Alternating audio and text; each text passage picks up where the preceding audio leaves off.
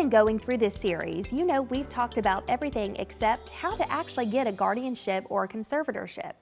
The reasons are twofold. First, guardianship and conservatorship are drastic interferences with a person's decision-making rights.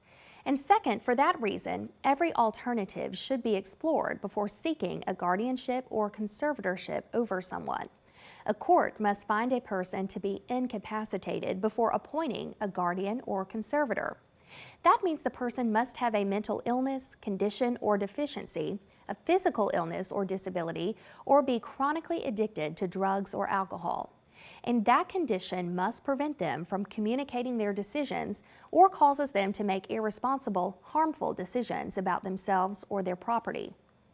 Guardianship and conservatorship should not be easy things to get.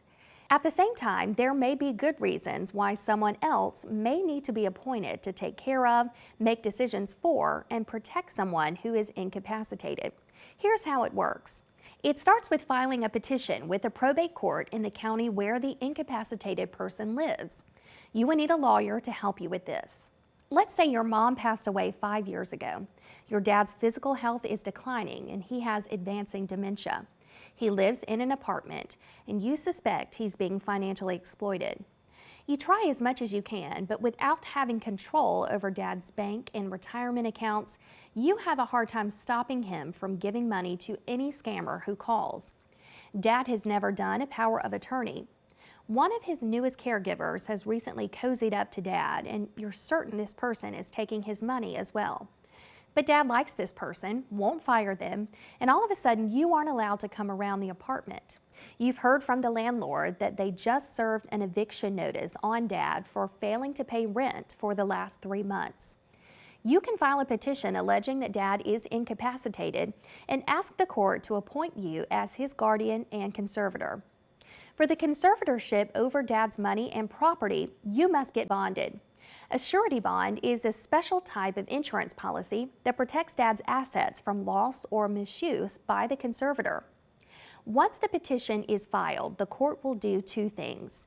First, it will set a date for a hearing on the petition. Second, it will require notice of the hearing be given to several people. Notice must be given to the alleged incapacitated person, Dad in our case, his spouse if he wasn't a widower, and all of Dad's adult children. The probate judge will then appoint 3 people who have different responsibilities in the proceeding: a physician, court representative, and guardian ad litem.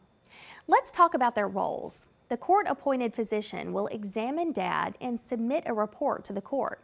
The court representative will talk to you, Dad, and others familiar with his situation. The court representative will also visit Dad's apartment and submit a report to the court. The guardian ad litem is a lawyer. Their job is to represent Dad's interest in the case, interview him, investigate facts, and represent what they think is in Dad's best interest. All of this information will be presented to the judge by the time for the hearing. At the hearing, the judge will hear the evidence, potentially take testimony, and decide if Dad is incapacitated and needs a guardian or conservator. You, as the petitioner, your lawyer, the court representative, the guardian ad litem, are typically all present at the hearing.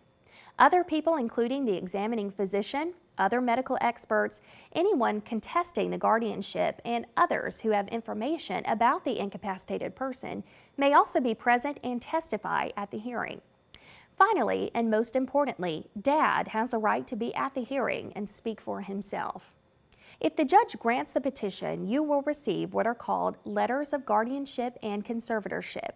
Read these carefully to make sure you understand what you are authorized to do. For example, Dad may be adamant that he wants to decide where he will live. Even if Dad is not at the hearing, his guardian ad litem could express this wish to the court. The judge may decide to limit your authority and allow Dad to make decisions about where he lives. You would then have the authority to make other decisions, including hiring and firing caregivers, arranging his medical care, and securing his finances. Pay close attention to the court's orders. Also, they will tell you what other things you will need to file with the court and when. Like any other legal proceedings, there are attorney's fees and court costs to pay.